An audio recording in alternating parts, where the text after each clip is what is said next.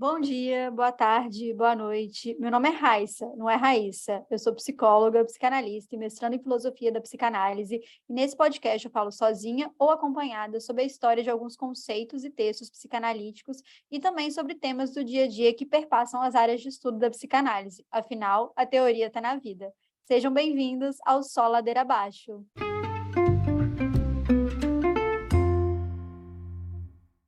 E aí, pessoal, como é que vocês são? Tô eu aqui de novo. Então, dessa vez, para poder falar aqui sobre um assunto que sempre foi do meu desejo e eu sempre gostei de estudar, perpassa a minha própria análise, a minha história, a gente vai falar sobre o que é uma mulher. E para poder conversar sobre isso aqui, tá a Thaisa, que é minha amiga, psicóloga, trabalha com a teoria psicanalítica e estuda feminilidade na Universidade Argentina J.F. Kennedy. Seja bem-vinda, Thaisa. Oi, Raissa, obrigada. Obrigada por me convidar. Estava esperando há um tempo já esse convite na minha fantasia. E acho ótimo o título do episódio de hoje, muito embora acredito que a gente não vai conseguir responder isso, Uhum. mas vamos tentar. É engraçado isso do título, porque eu pensei, porque o Freud faz essa pergunta, na verdade, né? Não o que é uma mulher, mas o que quer uma mulher. E aí ele não chega a conclusão nenhuma, o que eu acho ótimo, porque se ele chegasse a alguma conclusão, eu ficaria muito desconfiada, né? Por ser uma conclusão e por ser, mais uma vez, um homem, né? Falando sobre uma mulher.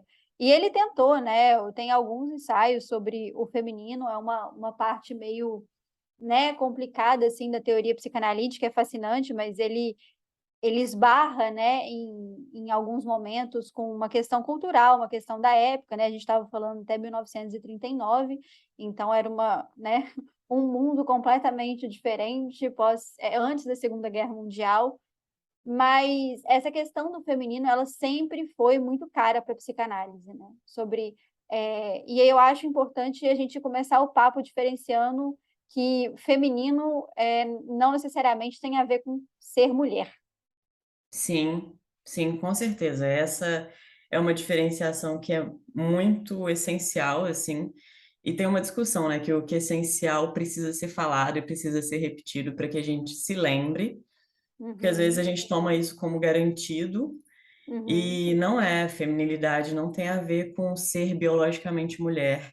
uhum, Inclusive, é muito importante para nossa socialização que exista um feminino dentro de homens, inclusive. uhum, uhum, Senão a gente parte de uma masculinidade muito problemática, que não aceita a castração, que não aceita a lei e a regra, uhum. e isso, né, emboca nessas situações que a gente vê de criminalidade e tudo mais, sem querer generalizar, mas num aspecto realmente fora da lei.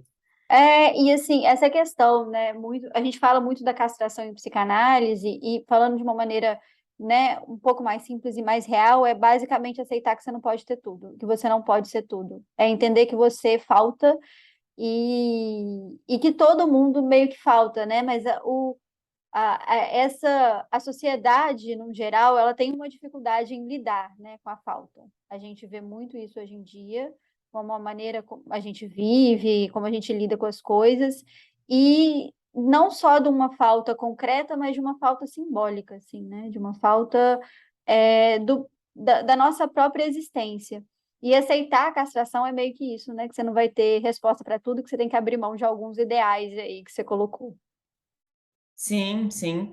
E isso é muito interessante porque essa falta, né, que você está trazendo, ela acaba entrando na temática do feminino a partir das teorias, como você colocou, né? Existe um momento freudiano, existe a teoria freudiana, e Uhum, aí depois os pós-freudianos, entre eles tem o Lacan, que surge com todo esse aspecto de aproximar o feminino do real, uhum. que seria justamente essa falta, né? Se a gente Uhum, colocar em termos assim mais práticos e tudo mais, o real nada mais é do que essa falta, esse furo uhum, na humanidade, na experiência de ser humano. uhum, Então, isso é até uma coisa que eu queria muito trazer, que eu estou muito animada para falar sobre. Mas vamos começar uhum, anteriormente, porque começar uhum. em Lacan acho que já. É um É pouco um pouco demais. pesado. É. É, A gente pode começar sobre essa questão da socialização, né? Do que é posto como feminino e do que é masculino. Porque a gente já entendeu que para psicanálise não necessariamente o feminino é ligado à mulher e o masculino é ligado ao homem. Mas a gente tem culturalmente o feminino ligado a certos comportamentos e o masculino ligados a outros. E a gente trabalha com a linguagem, a gente sabe que a linguagem importa. Então, o que está, né, por trás do que é feminino e do que é masculino? Acho que a gente pode começar a partir disso aí. sim. É, você pode abaixar um pouquinho o documento aqui, por favor? Aham. Então, porque eu queria justamente falar o que a teoria que eu mais gosto, assim, atualmente sobre essa questão do que é a socialização do masculino, do feminino e tudo mais, é essa da relatividade básica do George Simmel, que é um sociólogo alemão, se eu não me engano. E ele coloca como existe uma certa repetição no modo de vivenciar a experiência mundana, né? Que é como o elemento é sempre percebido a partir do outro, como Uhum, existe. Primeiro que ele fala de uma dicotomização, que uhum, já é algo a gente a se problematizar aí, né? Como um elemento está sempre referido ao outro, enquanto que, claro, uhum, a gente sabe hoje em dia, em 2022, que existem muitos elementos dentro de um espectro aham, ah. grande, não só na questão de gênero, de sexualidade e tudo mais, mas enfim.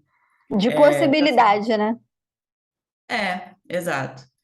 E aí é como se a gente tivesse relativizado, como se o feminino tivesse relativizado a partir do masculino. Uhum, Então, o masculino é A, o feminino é B, o B vive a partir dessa lógica normatizante, esse agente de normatização que é o hum, A. é. E B seria esse dissidente, né, que é pertencente a uma margem da sociedade, se a gente pode colocar assim. E isso é muito louco. A Judith Butler vai falar um pouco sobre isso, que ela vai comentar, né, a partir de algum filósofo, que agora eu não vou lembrar o nome, que o gênero que existiria seria porque ela coloca gênero e sexo como a mesma coisa, né? Que o que existiria seria o masculino. E que o feminino seria constituído a partir dele, né? Na sociedade que a gente Sim, conhece.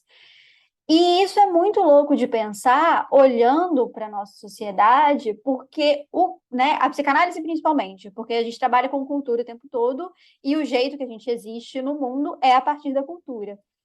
Que esse jeito que a gente existe, os problemas que a gente enfrenta, todas as nossas questões são perpassadas por uma lógica que ela é criada, né? Ela não sim, existe, não é nada posto. A gente que criou. E é aí que a gente coloca nessa dicotomia que tá, então, se existe o alfa, existe o beta. Se existe o com peru, existe o sem peru. E aí a gente fica do com e do sem, né? E com isso, muitas vezes, reduz muito a discussão. Porque você coloca, tá nisso, tá aquilo. Então, o feminino é o que é mais de uma passividade, né? O masculino é mais de uma atividade, né? É interessante pensar e problematizar e por que que essas escolhas de nomes são postas, né? Porque culturalmente a mulher foi associada a esse lugar de passividade, sim, e que não é uma coisa ruim, longe de ser, porque a gente precisa dessa energia, dessa característica muitas vezes. Mas como isso foi muito massacrado culturalmente por muito tempo, né, e num lugar de uma submissão, a gente vê várias mulheres hoje em dia que têm uma dificuldade de assumir esse lugar do feminino, né? É meio que uma inversão dessa lógica. sim, e isso é muito interessante e legal você trazer isso, porque é uma coisa que também, como você estava falando no começo do episódio, né, que me atravessou pessoalmente na minha análise, perceber, e assim, depois fui ler isso em Freud e tudo mais, perceber que essa passividade requer também um grau de atividade, Uhum, porque você coloca uma escolha em ser passivo.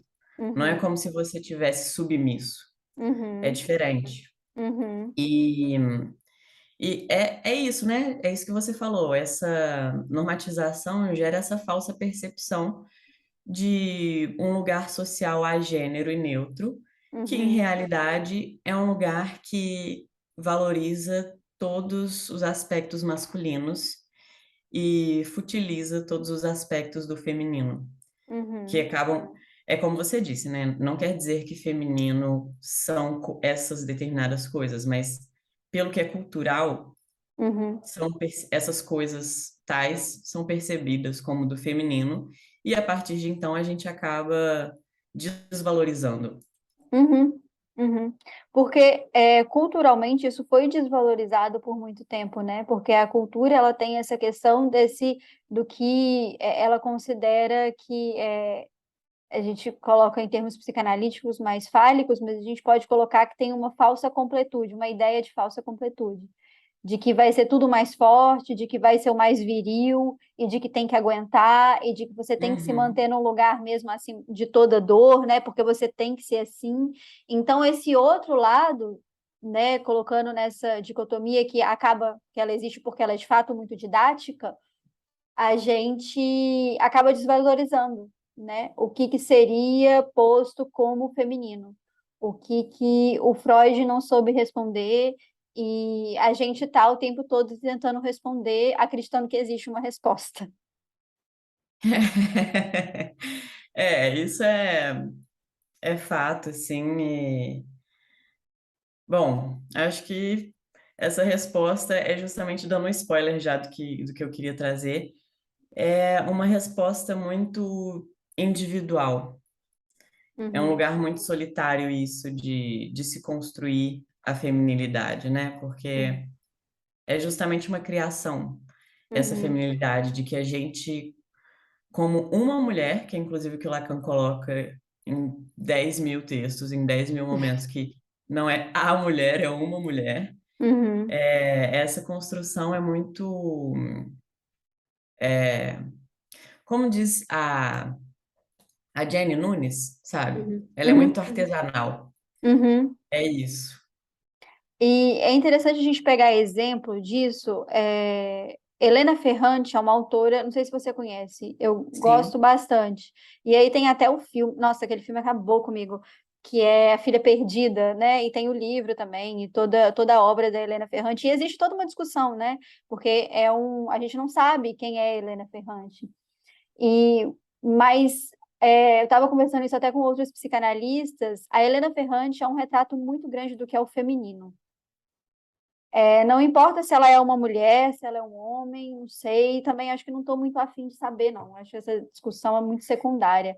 Mas o feminino está presente ali nessa questão da falta e dessa dificuldade, disso que você disse, de ser uma coisa muito artesanal e subjetiva, mas talvez uma experiência muito visceral de vivenciar essa falta, de vivenciar esse impasse que toca, né, em quem já viveu isso, em quem tem isso marcado na sua história. E inclusive enquanto você estava falando, eu pensei, você gosta muito dessas questões de exemplos práticos, né? E isso de querer muito saber quem é Helena Ferrante é uma coisa muito masculina, Aham. de não lidar com a castração, de não lidar com o não saber Uhum, e estar tudo bem, tipo assim, eu não sei quem é Helena Ferrante, está tudo bem para mim, já uhum, é um exemplo de feminilidade, do feminino, de aceitar uhum, essa impossibilidade de abarcar tudo no mundo, uhum, né? uhum, uhum. A vivência do feminino, culturalmente, ela é muito sofrida, mas psiquicamente ela te dá muita plasticidade, né? Ela te coloca, talvez assim, seja uma visão um pouco positiva da situação, mas eu acho que ela te coloca num lugar mais da vida real, não um real lacaniano conceito, mas um real de realidade, que é faltoso, que não dá conta de tudo, e que existe muito impasse, que existe muita dor, mas não nega, né? Não tem um movimento de negar isso a todo custo. Sim, isso que você falou me lembrou muito, inclusive, a, a psicanalista que você, inclusive, estuda, né, a Lu Salomé. Uhum, Isso é uma das teses dela, de como o feminino é muito esse lugar da possibilidade do criar, uhum. enquanto que o masculino é meio que um lugar fechado, talvez, se a É, gente pode colocar assim. e é muito louco isso do criar, né? Porque os psicanalistas homens, até então, só para falar, a Salomé é uma psicanalista escritora, enfim, que ela é muito conhecida pela biografia dela, porque Nietzsche foi apaixonado por ela, ela teve relacionamento com vários poetas, enfim. Mas era uma figura interessante que contribuiu muito teoricamente e que até então o que os outros teóricos, inclusive o Freud, eles associavam a criatividade do feminino com a gestação e com a possibilidade do útero ter uma potência criativa, de criar uma nova vida e do que vai ser. E aí ela escolhe não ter filho, né? Ela passa por um aborto que ela escolheu ter, né? E ela escolhe viver a criatividade de uma outra maneira. E isso a gente está falando de 1900 e bolinha, o que é foda pra caralho. Você pensar numa mulher que fez isso tudo, que bancou muito esse lugar. Então é interessante, né? Porque aí a gente começa a abrir a perspectiva da criatividade, não só do lugar do corpo, porque você via como o feminino era muito ligado ao biológico, né? Porque a mulher, até na época, era que tinha o útero, era que tinha a possibilidade de ter filho. Hoje a gente já vê outras possibilidades, né? Mas era muito ligado ao biológico. E aí ela rompe e fala assim: não, eu posso ser criativa de outras maneiras, sai pra lá. Sim, e você vê, né, como essa perspectiva do feminino mais próximo do biológico é muito cultural, Uhum, porque vai muito de encontro a essa perspectiva de que o feminino é mais próximo do real, uhum, o feminino é mais próximo mais distante do simbólico, da linguagem, né? uhum, Para uhum. colocar em termos mais acessíveis. É, enfim, tem essa citação que eu coloquei aqui, que eu acho interessantíssima, que é inclusive da Irigaray, uma psicanalista que você me apresentou na época Ai, que eu ela é estava fazendo. tudo. Não, maravilhosa. E na época que eu estava fazendo o meu TCC, você me introduziu nela e eu simplesmente não larguei mais. E que é estranho ao feminino o imaginário que o controla, que é Ah, justamente isso que a gente está falando. é De lindo, né? como lindo, não, tudo. De como para o feminino é muito difícil estar submetida a essa lógica masculina. Então, como Uhum, você falou, é um sintoma da nossa geração, assim, talvez, é, ser mulher e tá meio perdida nessa uhum, posição do feminino. uhum, Tá muito voltada para um modo de ser masculino, porque é uhum. isso que se apresenta no momento pra É isso gente. que valorizam, né? Sim, E aí é muito estranho, porque é um embate, né, do que a cultura quer e do que é um pouco de você. E o quão difícil é isso? sim. É, Viver é muito assim, difícil, gente, muito difícil. e aí o que você tinha trazido como possibilidade da gente falar hoje sobre como colocar o feminino como enigma torna essa análise da feminilidade muito mais difícil. Uhum, Né? Que é o que você falou também, sobre como é necessário que a mulher seja o sujeito da pesquisa e não só o objeto, que uhum, eu acredito que, assim, voltando ao assunto de Freud, querendo ou não, foi um pouco do que ele fez. uhum, Estigmatizar o feminino como um enigma, como um continente negro, né? Que isso é uhum, literal, inclusive, continente negro é algo que ele fala. uhum. E, assim, meu maior agradecimento a Freud por tudo que ele colocou na psicanálise, que é muito importante, mas também acho que é importante a gente ir além, que era algo que eu imagino Aham, que fazia muito sentido para ele, sabe? uhum. E é interessante, né? Porque quando a gente pensa em ir além, a gente tem outros psicanalistas que estudaram um pouco disso. Eu gosto sempre de trazer, eu gosto dessa área das mulheres psicanalistas, né? É o que eu estudo no meu mestrado. E tiveram outras depois que falaram, né? Que contribuíram. O Freud ele era muito resistente em aceitar a crítica. Ele era ótimo, mas uma pessoa difícil. Então, várias mulheres na época falavam assim: olha, não é o que você está falando que está errado, só não está completamente certo, porque você não consegue viver no seu corpo várias coisas que a gente vive desde que a gente nasce. E aí tem Nossa, algumas sim. particularidades disso. E aí, por exemplo, a Karen Horney vai ser a primeira que vai falar. sobre vaginismo, sobre menstruação, sobre menopausa, porque a gente tem muita coisa psíquica que ultrapassa essas questões do próprio corpo, né? E que de alguma maneira são associados ao feminino, mas é muito interessante como lá em 1960 o Lacan, né, que é essa área que você estuda, ele vai contribuir muito também para isso. E a Irigaray, ela tá lá no bando lá do Lacan, né? Ela tá lá junto e ela mete o Uhum. pau, né, também. Eu adoro quando metem o pau. Eu acho incrível, porque eu acho que é assim que se constrói conhecimento. Inclusive, essa discussão de Irigaray e Lacan é uma coisa que eu quero trazer daqui a pouco, mais para frente. Mas isso que você falou sobre o Freud é muito importante, porque tem uma passagem, achei, estava aqui procurando enquanto você estava falando, sobre como ele mesmo, em algum momento, percebeu que era impossível para ele apreender algumas coisas do feminino. Uhum, E aí ele diz: parece de fato que analistas mulheres puderam perceber esses fatos com maior facilidade e nitidez, pois tiveram o auxílio da transferência para um substituto materno adequado. E assim, como ele percebe, para além dessa questão do substituto materno, como ele percebe que existiam coisas que estavam fora da alçada dele. uhum.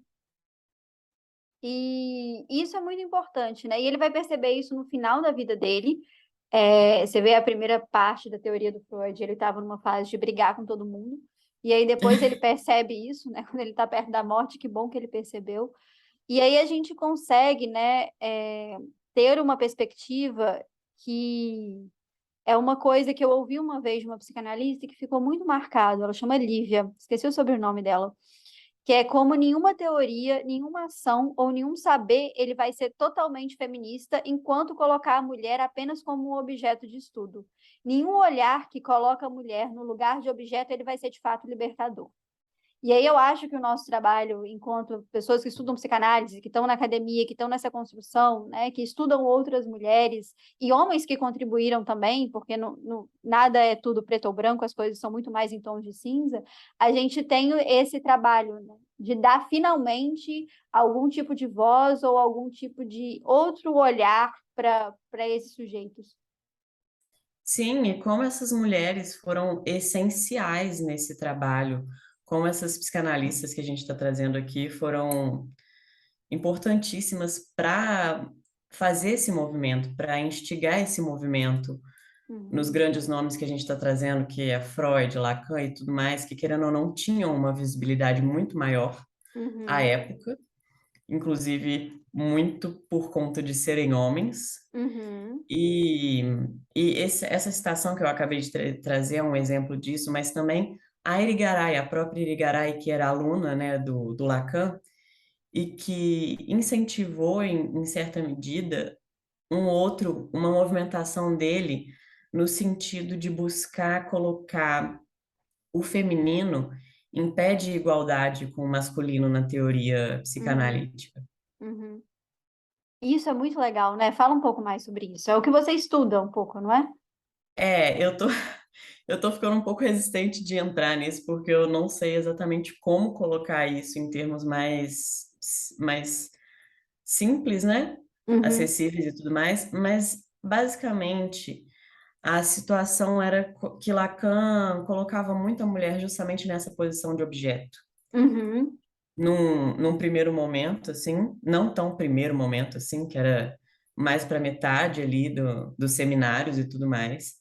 E isso foi uma crítica muito grande da Irigaray, inclusive a partir da tese de doutorado dela, né, Speculum, que eu esqueci o nome em português, acho que nem uhum, tem tradução. uhum, Mas a partir disso, eu até tinha separado aqui algumas coisinhas. A partir do que a Irigaray reclama a Lacan, que é como assim uma mulher não está inserida na linguagem, não está inserida no social, no simbólico. E depois disso, no seminário 22, se eu não me engano, o Lacan vai falar, ó, uma mulher de fato, não mais que um homem, não é um objeto. Ela tem o objeto dela, do qual ela sabe e ela se ocupa. uhum, E é justamente isso, né? De como, a partir dos estudos da Irigaray, pelos quais, inclusive, ela foi expulsa da faculdade Uhum. e impossibilitada, né? Eles proibiram ela de falar sobre a tese de doutorado dela. Ai, que incrível, né? A universidade, um tanto masculinizada também.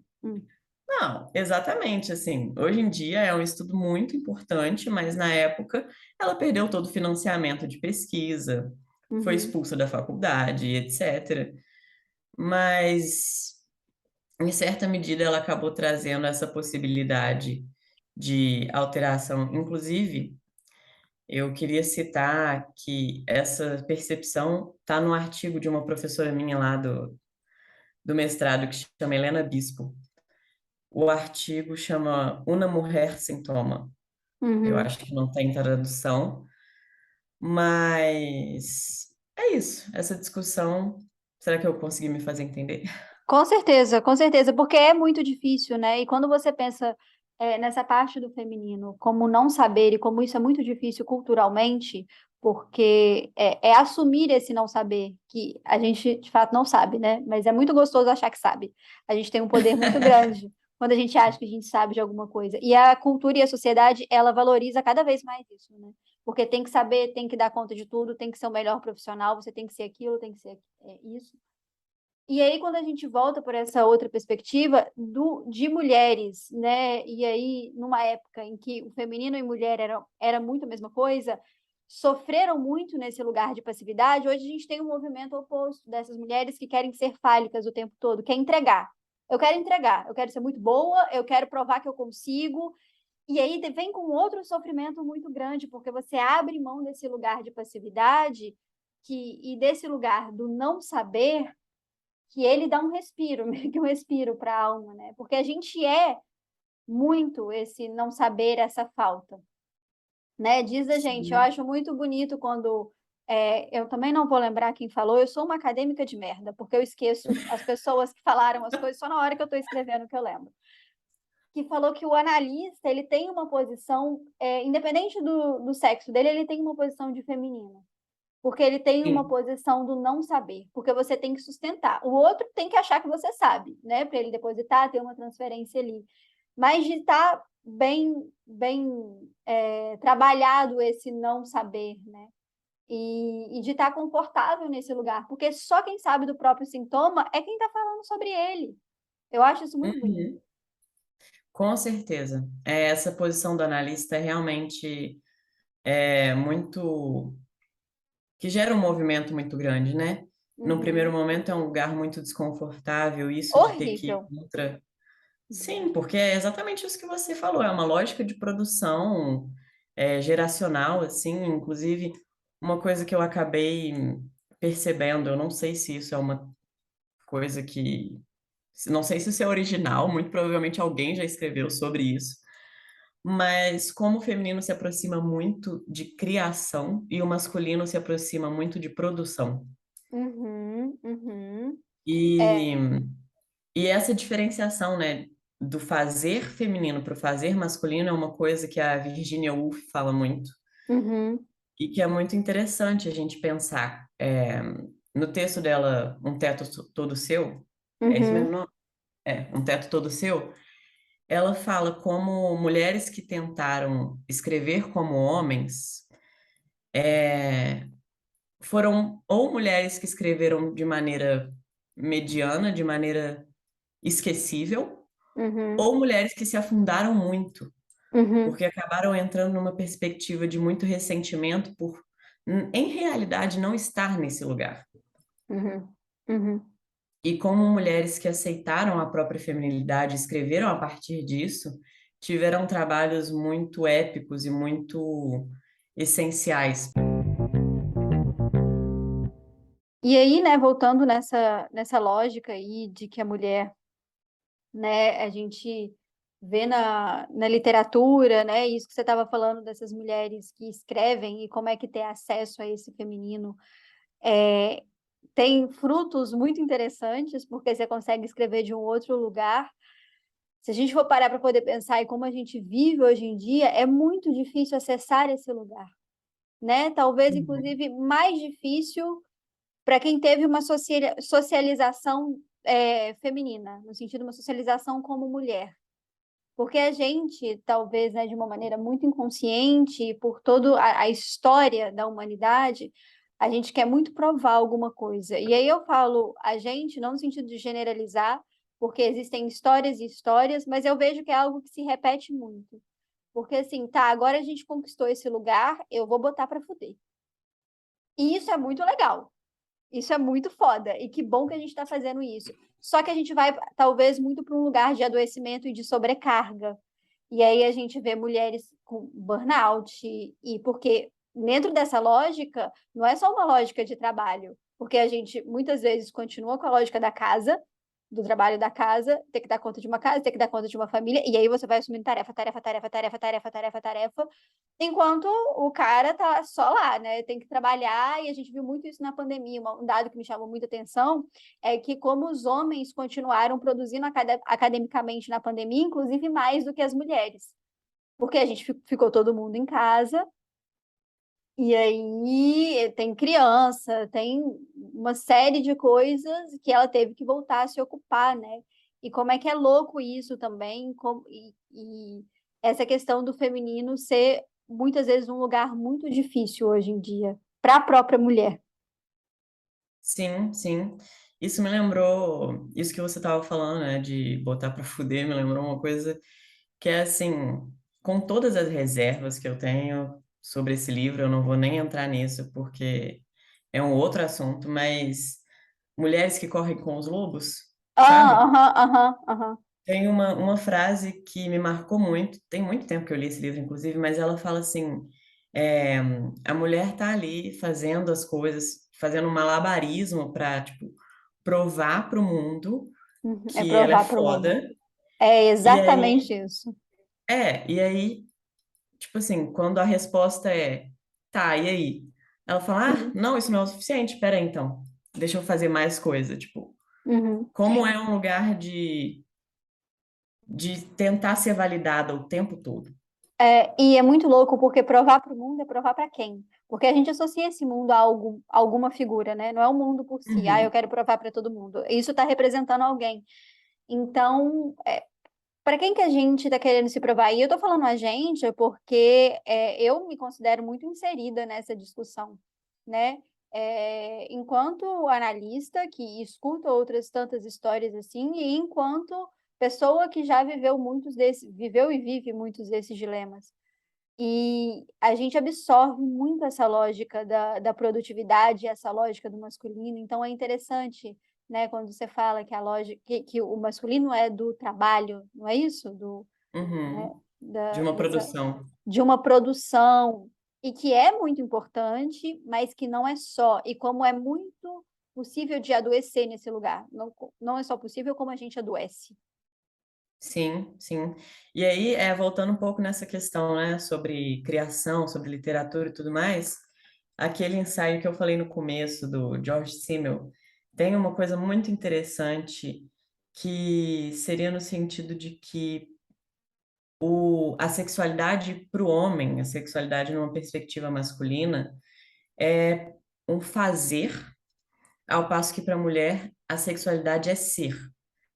É uma coisa que Uhum, é muito intrínseca, que é uma experiência pessoal, uhum, sabe? Enquanto que a experiência sexual masculina é uma experiência externa. E uhum, aí, e aí isso entra muito nessa lógica, né, de produção e tudo mais, porque o que que acontece? Ele fala, essa conversão de si a um meio, esse meio externo, esse abandono do próprio centro está muito mais próximo à essência masculina do que à feminina. E uhum, aí, o que que eu, né, tirei disso? É aí que eu percebo essa facilidade maior do masculino em relação à sublimação, né? Rapidamente explicando a sublimação, é um contexto freudiano, né? uhum, uhum, Freudiano que diz dessa possibilidade de transformar a pulsão de vida, que é essa energia que nos movimenta, uhum. em trabalho, em produção, em coisas para oferecer ao mundo, né? Uhum, Enquanto que a mulher, numa perspectiva freudiana, estericiza isso e acaba trazendo muito isso para o corpo, que seria Uhum, esse centro, uhum, em algum sentido. uhum. É, então, assim, é justamente isso. Como você falou, né? É um lugar de adoecimento. Isso E, de. Pode e é, falar. não, e é esse lugar de adoecimento, e é muito interessante como a gente, em diversos momentos, a gente vive isso no corpo. E o corpo é uma coisa presente na psicanálise, né, desde sempre. O Freud vai, inclusive, ser muito enfático, né, que a gente é corpo também.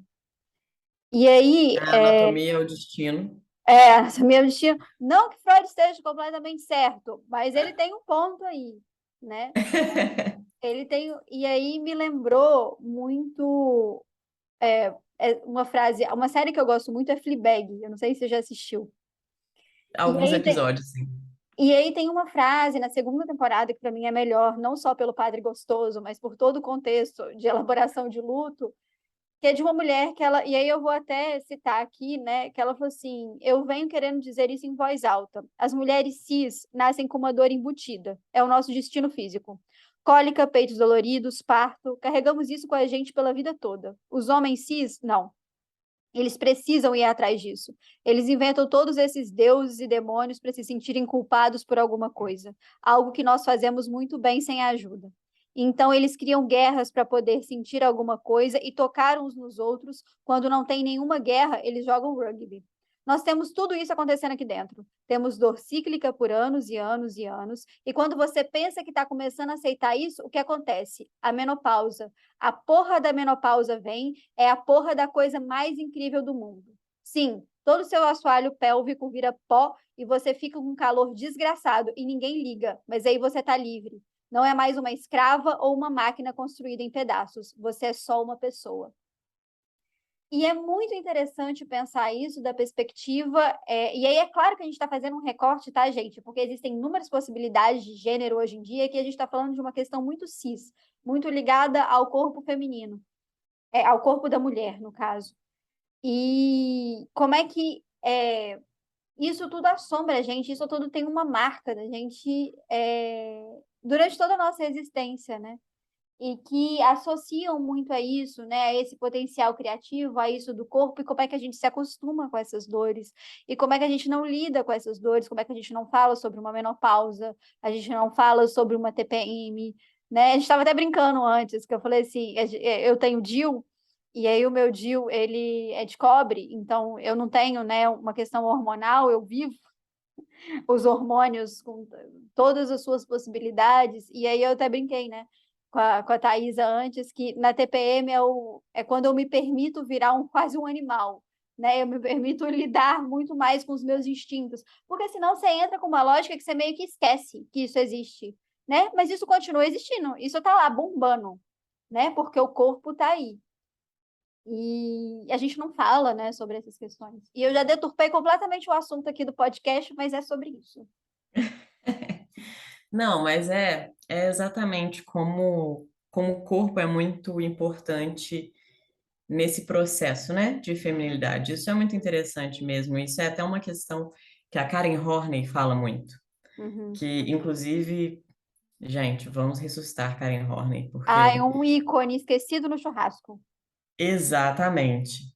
E ela fala sobre como a vagina tem um papel fundamental nesse horror à feminilidade. Uhum. Porque é como se fosse, não sei se ela usa exatamente essa palavra, mas é como se fosse uma caverna, um Uhum. lugar em que você entra e que você não sabe o que existe lá. Uhum. Enquanto que o pênis, né, o órgão sexual masculino, está muito assim, visível, você sabe o que que é aquilo ali, e ele Uhum. não é uma abertura em você, Uhum. não é Uhum. algo que te coloca vulnerável. E que pode ser violentado, né? Porque está Exato. aberto. E aí a gente tem uma questão também de não conhecer, que é muito cultural. A gente não fala de educação sexual, né? Quando fala de educação sexual, o pessoal acha que a gente está colocando criança para poder falar de sexo.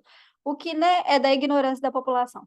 mas a gente fala muito pouco sobre isso. E aí fica mais desconhecido ainda, fica mais assombroso ainda. Eu lembro quando, no BBB, inclusive, numa prova do líder, não sei o quê, uma das participantes foi e colocou um OB para não fazer xixi. O que prova o tamanho de desconhecimento que a gente está falando do que foi passado em rede nacional, do que as pessoas têm de desconhecimento do próprio corpo, né? E aí a gente tem uma questão, tá, o pênis ele tá para fora, a vagina ela é interna, mas tem uma questão de que a gente não fala sobre isso. Uhum. A gente não dá significado, a gente não simboliza muito isso, né? E quando a gente não fala, a gente não tem palavra. E aí a gente joga para escanteio. E tudo que não tem palavra é muito angustiante, né? A gente não consegue dizer sobre isso.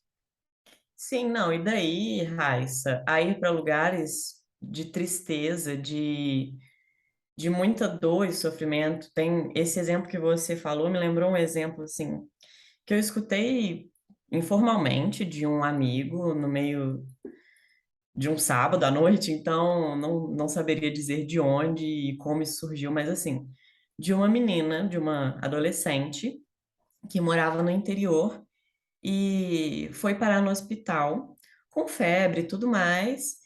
E aí, quando foi se descobrir o que tinha acontecido com ela estava com um organismo lotado de OB, porque ela não sabia que ela tinha que tirar.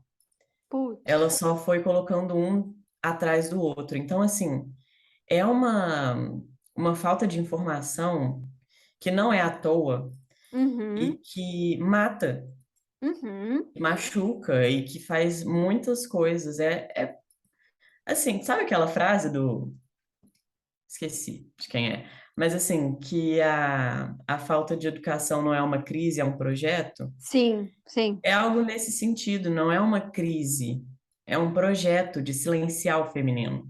Uhum, uhum. E de silenciar todas essas dores e a possibilidade de viver essas dores. Porque a gente tem essas dores e a gente se blinda muito de viver, né? E isso é um movimento muito cultural também. Ai, não quero sofrer, não quero sentir angústia, não quero ter que lidar.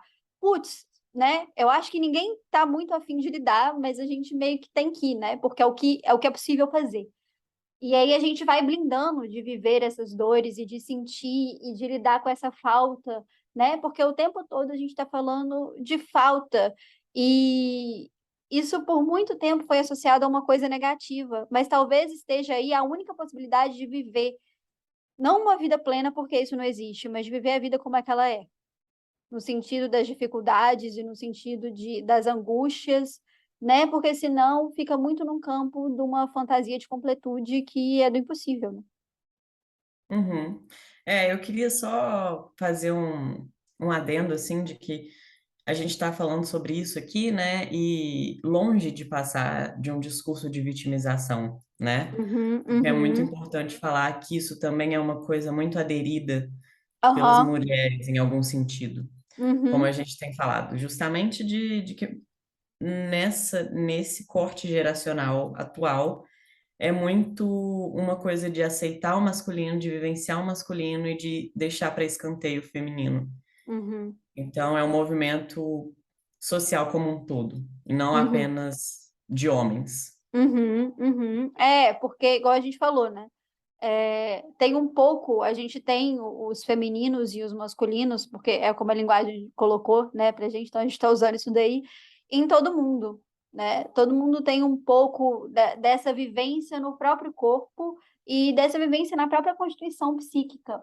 Mas então não é uma coisa, né? Ai, da mulher e específico, né? Até porque eu acho que hoje em dia, 2022, a gente pode, e isso eu acho que é um trabalho que a psicanálise ela tem que ir construindo em ampliar esse espectro e falar sobre as outras maneiras, né? Porque tem muito um discurso, ai, a pessoa não binária, ela não faz escolha nenhuma. Não, ela faz escolha sim. Ela escolheu, né, esse lugar de um nominarismo, não é um campo de uma falta de escolha. Então a gente tem que trabalhar cada vez mais isso e essas subjetividades, né, esse campo, ampliar esse olhar e ampliar cada vez mais essa discussão sobre o feminino e quem sabe em algum momento, né, continuar pensando por que dar esse nome, esses nomes, né? Porque a linguagem importa, então por que esse nome específico?